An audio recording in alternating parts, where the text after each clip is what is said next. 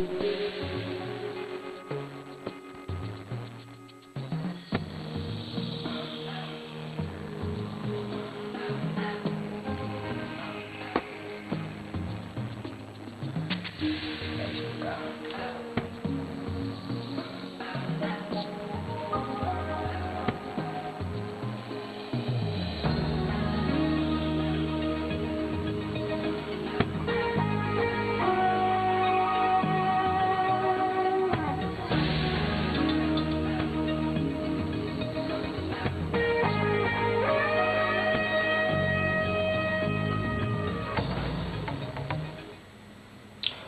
a lovely afternoon on Wednesday, and we are back again with sports on Sports Life here on CBC television, being a Wednesday, and we call it Wednesday edition, where we talk about different sports discipline. We come away from football and just decide to do some other stories. And like I always say, on Wednesdays I host my very good friend Dino, who I talk about with with minor sports. Although you always say that they are not minor sports, they are major sports. I always dispute that.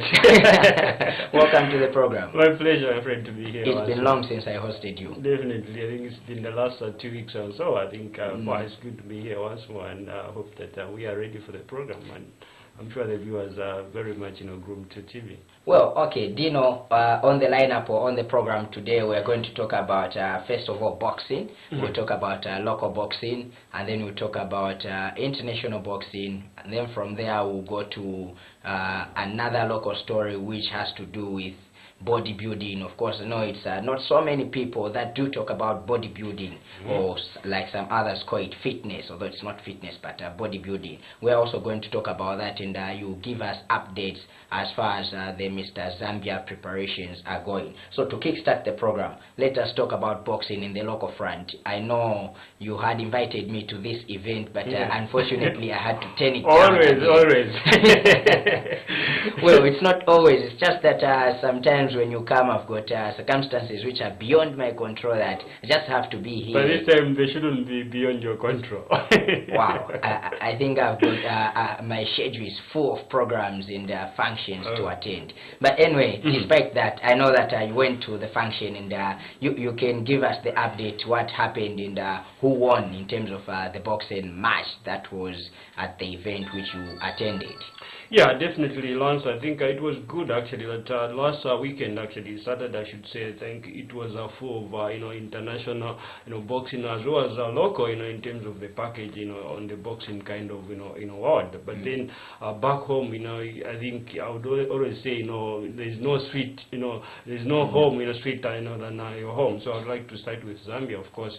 I think all roads actually led to NASDAQ arena, I should say. Yes. NASDAQ ground. In simple terms, just here in Osaka, just behind a mass media complex there. That's where most the fans were throwing the NASDAQ grounds, and we were entertained actually with the compliments of Oriental boxing promotion. Okay. And as you know that this tournament, as what I said last time, it was more like a send off for Catherine Biddy, and you know that Catherine Biddy should be able to fight for for WBC main title. That's the goal against Jessica Rivers of Mexico on the 3rd of January next year. So this tournament actually was meant like a send-off for her, but although she did not participate in this particular tournament, it was merely meant for the stable Oriental boxing promotion stable for them to close the calendar for 2015 on the sound note. So actually it was a very let me cut you short before you continue.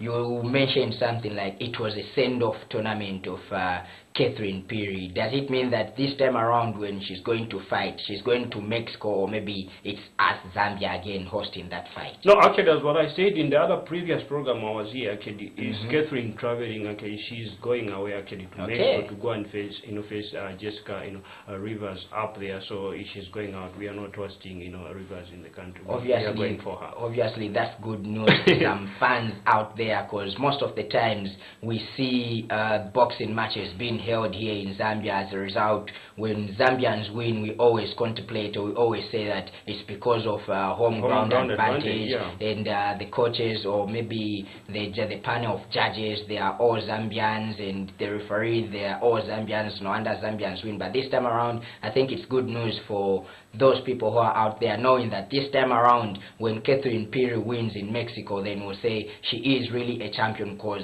she has even won in a soul which is not her own. So yes, I think that's a very good question, more especially coming from Oriental Boxing Promotion, because Mr. Chris Malunga, who is the director actually for the promotion, did mention that it's not always that we'll be staging the bouts in a country. It's high time that at least we should be able to stage these fights outside the country and then bring glory back into the country. I think he has done that before, so through Charles Manucci in the ABU title, and this time around he wants to do it also with Catherine on WBC. So I think it's possible that that can be a very fruitful kind of outing, if at all they could be able to go there as a team, Oriental Quarries team, in that regard.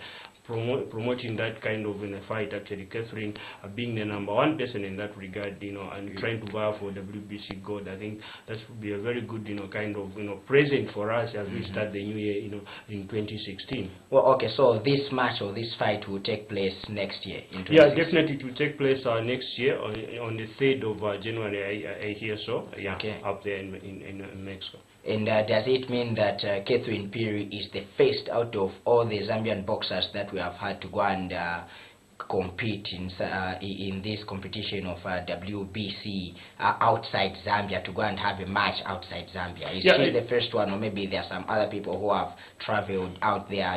There are some other boxers who have done that before, but I think in the female category, like on WBC, I think she's the first Zambian, woman or boxer to go outside the country and to be able to compete for that title, the WBC, main gold, title outside, the country. So to be the first of its kind in Zambia for us to be able to contest outside the country.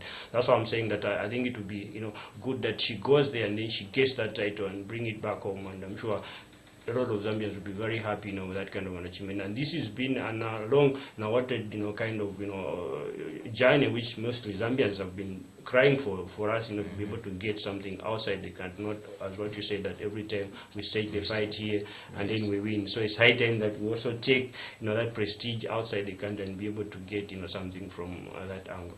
Okay, let us continue. Yes, so actually, as what I was about to just to chip in. I was just talking about the stable hosting this send-off, actually, kind of tournament, for Catherine Fury to go out, as what I've said.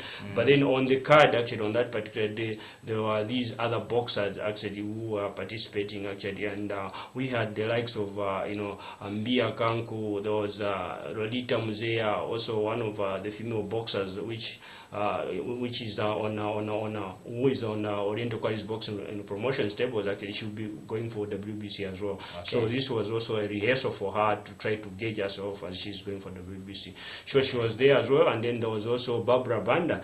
I could say my sister, who looks more like me in terms of her stature. Yeah, she's slim, a footballer for that matter, also for under 17 national team, but she's a boxer on Oriental Quarries. And also there was Gibbon Kamoto, and also the young Mayweather could call him, the killer man, that's Muo, who is also coming up actually very strong in the Oriental Quarries Boxing Promotion stable. So we had a nice time, and the first fight actually was between Gibbon Kamoto and Philemon Hara from Evergreen Stables. Evergreen Stables are one of the stables actually we have within the country, and I'm sure it should be within Lusaka. This is where they are based. But then it was Oriental versus Evergreen Stables, and Evergreen did present Hara Philemon against Oriental's Gibbon Kamoto, and then it was Gibbon Kamoto who emerged as a winner after 6 rounds of fighting, and of course he did win actually an unanimous decision.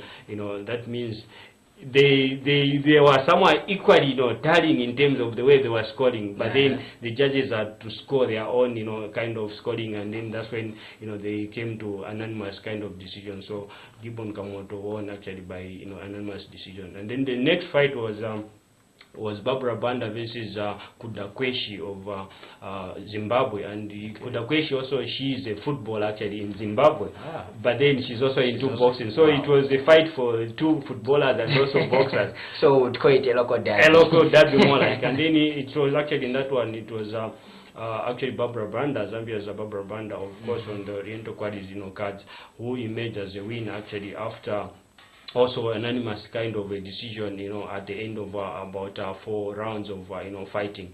And then followed again, there was a fight between Muowo, the one I talked about, the Mayweather to be in Zambia. He fought Aubrey Masamba, actually from Malawi, and then he won actually through a TKO. And if you may ask me what a TKO is, for those who do not understand this boxing term, that the TKO means a technical knockout. So that means the opponent was knocked down actually previously on the ground actually about 3 times. But how is it technical when it's physical? It's technical in the sense that the person who is beating the other person has to use some certain tactics for him to overcome the opponent. So okay, why not call it tactical knockout? Because if you talk about technical, then I'll think of machines. Yeah, somehow when you're fighting, you need to exhibit some sort of machinery in you. So that was a very nice fight, and actually in the first round of that particular one, we saw that the Malawan was coming to the party, but then he lost it actually in the last 2 rounds, and I could see that he was getting tired. Okay. And that was a time when Mo had to capitalize on that one and make sure that he knocked the guy. And actually, the guy was knocked 3 times, if I can remember, to the canvas. Oof. And then the referee said, wow, we cannot continue, otherwise I need to stop the fight. And you see, for your own information, only the referee can be able to stop the fight, because there are issues like maybe the boxer can die in the ring. So he has to gauge. He has to say, man, this one cannot be able to continue, so I need to stop the fight. So and then the 4th fight was actually a ladies' affair as well. This time around, it was a WBC aspirant, which I did talk about. That's Rodita Mzea of Oriental Quarries versus Bashir from Malawi, and actually Lolita emerged, as a winner, and she really dominated that fight very much, and with a lot of empathy, and with a lot of zeal, and also she's very courageous actually, and you could tell that this is a boxer who is going to bring a lot of accolades for the country. And I would assure you, Lance, and even people out there watching this program, that I think at some point in time I did even ask Mr. Chris Marunga during the press briefing a day before the fight why they were keeping this lady for so long, not giving her a major kind of a fight, for instance the WBC kind of contest, because she's fought actually a lot actually, like in our country here in Zambia, and she's fought against even great ladies like Mona Lisa Sibanda at some point fought with Esther Piri in those yesteryears. So she used to be at least one of the great boxers in Southern Africa. I'm talking about Mona Lisa Sibanda. Yeah, but then this time around she was defeated actually 2 times by the same Lolita Mzee. Wow. Yeah, so she's been fighting actually for so long actually in Oriental Quarries boxing promotion. So I was wondering why they could take so much time for them not to graduate her to that level and take her to WBC. But then he did mention that it was one issue of trying to gauge her and see how she can be able to go. So I think this time around, I think she's fine. I think she's matured like fine wine, like when you grow old, wine. I don't know if you take wine. If you take wine, when you just buy the new wine, sometimes you don't have to drink it. You have to maybe keep it for some time and then you drink it. So that's the same thing with Lolita. She's been kept for some time for her to be able to grow and mature. And this time around, I think she's very much matured to take up a WBC contest. So she did win actually in the 3rd round. Also via a TKO, she of course defeated the opponent nicely and without any complaint, and wow, that was so nice, so wonderful. And then the last fight actually, it was between Mbia Kanku, who is Congolese born, but then he plays his trade with Oriental Quarries boxing promotion. He's here in Zambia. He was fighting Charles Masamba from Malawi as well. So that was in light heavyweight, I'm told. And then he emerged also as a winner, Mbia Kanku actually, and he exhibited some sort of a very high technical kind of maturity in him, and also we could see that he's trying to build up, because I think 3 or 4 fights I've watched him, he's lost I think 2 of them if I can remember. Okay. But the last 2 fights, this one and the one last before this one, I think he did very well, and actually it was exhibited actually during the same fight against Charles Masamba, that the guy is now also coming up to the party and is going to bring medals for Oriental Paris. Okay, it looks like this whole day it was just a day for Oriental boxing promotions, because throughout the whole 5 fights, it seems like it's only boxing, the Oriental Paris people who were taking the day out as in terms of winning. Yeah, definitely it was 5 straight wins, I could say, and those are wonderful wins. And I would like to say congratulations to Mr. Chris Malunga for having organized such a tournament, and of course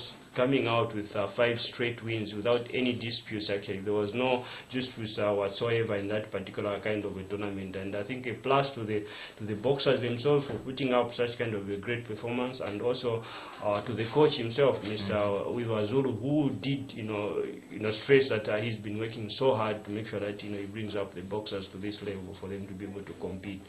But I think one thing which I did note during the fight, actually the fights or the tournament itself, I'll say that Mr. Chris Malunga did bemoan actually the lack of fans actually who had trooped to to the arena itself. There were a few people actually, not, if I could say, maybe journalists were there, but then just a few individuals. It was not even quarter, like full in terms of the capacity of the people who did go to NASDAQ. So in terms of monetary value out of that tournament, I'm sure everybody will agree with me who went to witness that fight, that there were no people whatsoever. I think it's an issue of trying to organize themselves as a stable. I think this is also a lesson for them, as a stable, to make sure that they should be able to publicize, these kind of tournaments. Yes. Let them come to CBC, let them go to whatever media stations and be able to make sure that they publicize and they make this known actually before unlike maybe because we've seen that there was a lot of there was a lesser publicity in terms of the fight itself. We couldn't see any posters around and things like that. So I think the next time they should have at least to look at. In fact, I even didn't know about it. I just heard it from you, because if it wasn't for you, then I wouldn't have known that. Where else can you get it from? So that was all what happened actually on that particular day at NASDAQ ground. Congrats, as what I said, to Mr. Chris Malunga and the team, Mr. Wivazulu, the coach, and everybody who was involved in trying to organize the tournament. I think it was a mouse piece, I would say, in terms of a boxing tournament, and also the end of the calendar for 2015.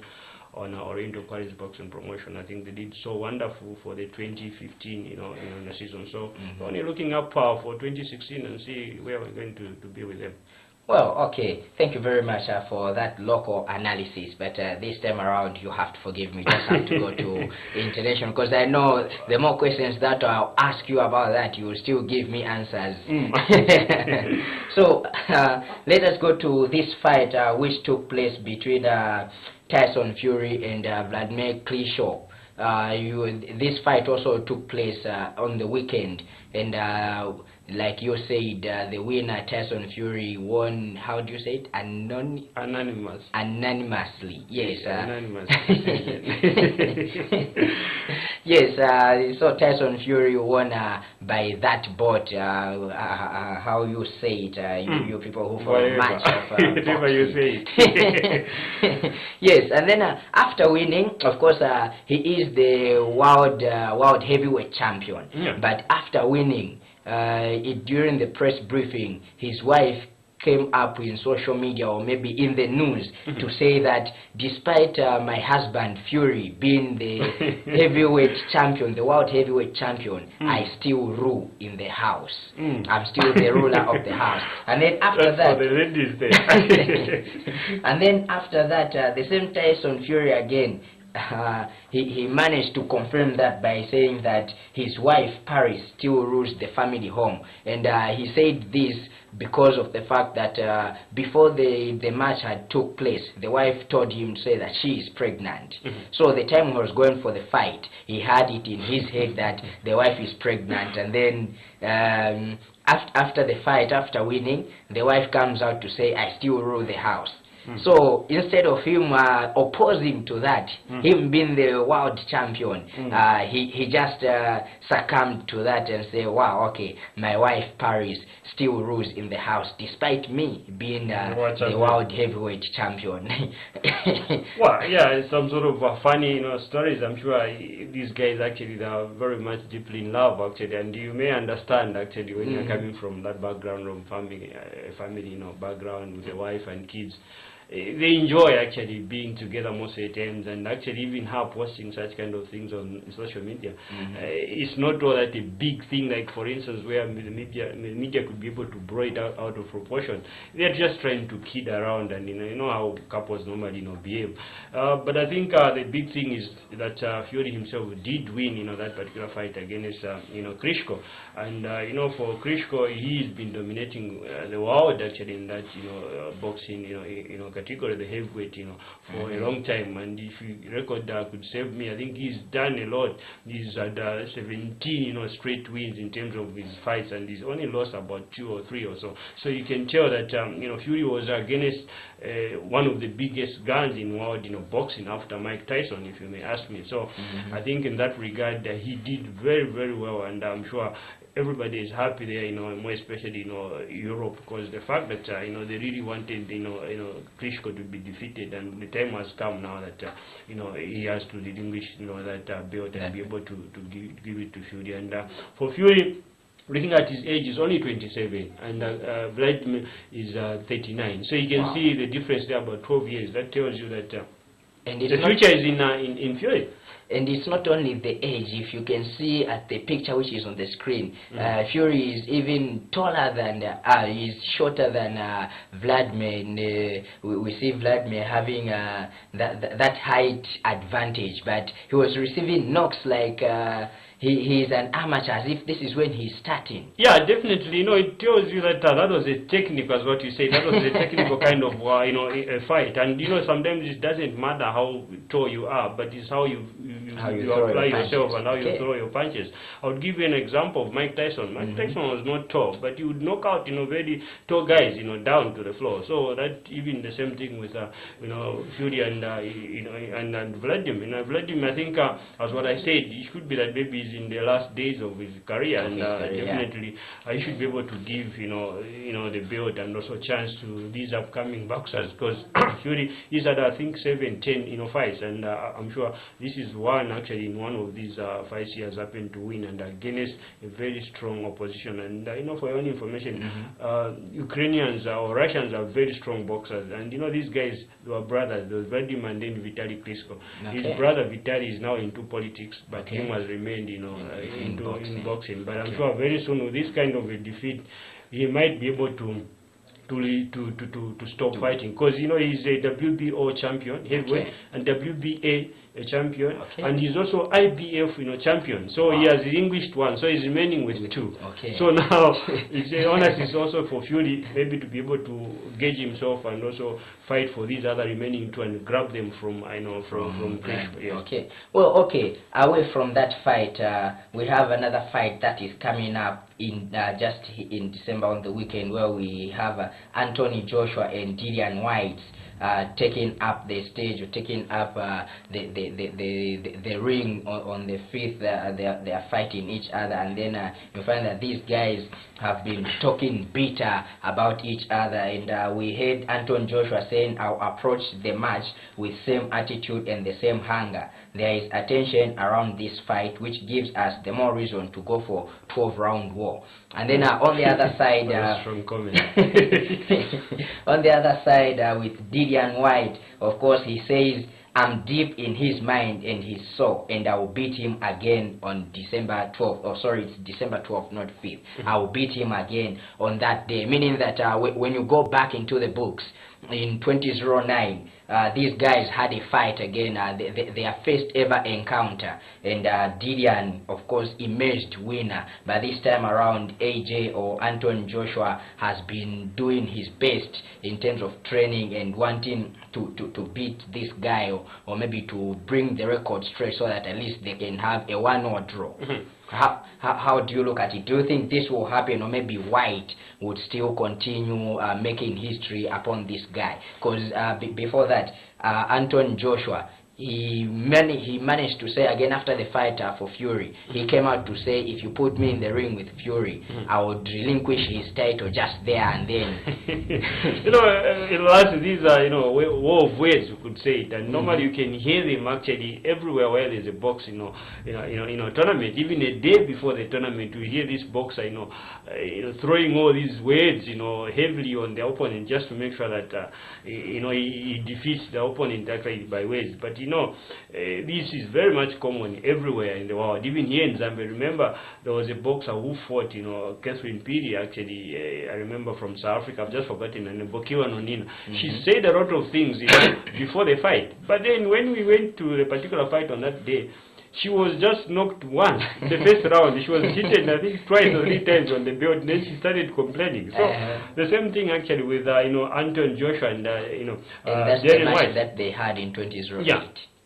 Yeah, so you can tell actually from the look of things that these guys are up to each other, and actually it tells you that this fight actually on the 12th of December to be a very fierce kind of fight, and I'm sure this time around Anton Joshua would like to make sure that he comes out with something out of this particular fight, because he wants to maintain his pedigree and also to make sure that at least he can be able to challenge credible boxers like even Fury in the near future, because obviously, out of this fight, the winner from this fight will be able to look forward and look to maybe forward to fight somebody like Fury, who's already got something from the world champion. So you can see that it's a matter of trying to gauge yourself on which position you're going to take in terms of the next step and be able to challenge for bigger issues in as far as the boxing is concerned. So we only hope that these guys don't just live up to words, but then something will come up during that particular fight. Okay, in your winding remarks, let's talk about I'll give you just 1 minute. You talk about the event, Mr. Zambia in December. This event, can you just quickly update us as in what is happening? Yes, the Zambia Body Building Federation actually has set 11th of December next month, actually 2015. This month. Yeah. Oh, you got me right now. You got me. I know you're very clever, you with this because you've got mine. Yeah, so that's aside. Okay. Yeah, I think they've set a date, and 11th of December actually this month will be a day actually for all the bodybuilders in terms of Zambian bodybuilders actually for the Mr. Zambia bodybuilding competition. So about 46 bodybuilders have happened to confirm their participation this time around for this big one actually, which will be staged. I'm told at Pamozi Hotel.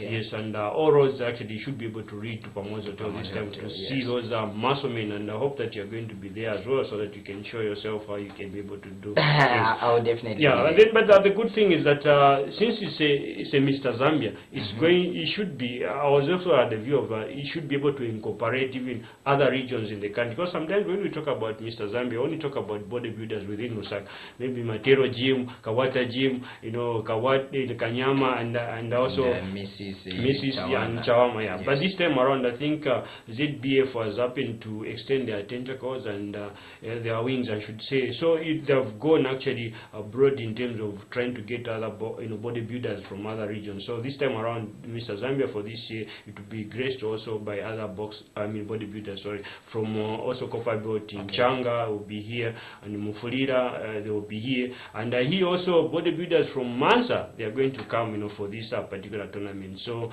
actually all is set, and Mr. Cornelius actually, who is a secretary for Zambia ZBBF, has confirmed that these guys are going to come. But then there's a budget of about 120,000. Wow. Yeah, so actually they're still looking for sponsors. Any wishers who would come on board and support this, I think they'll be okay. Dino, we call it a day.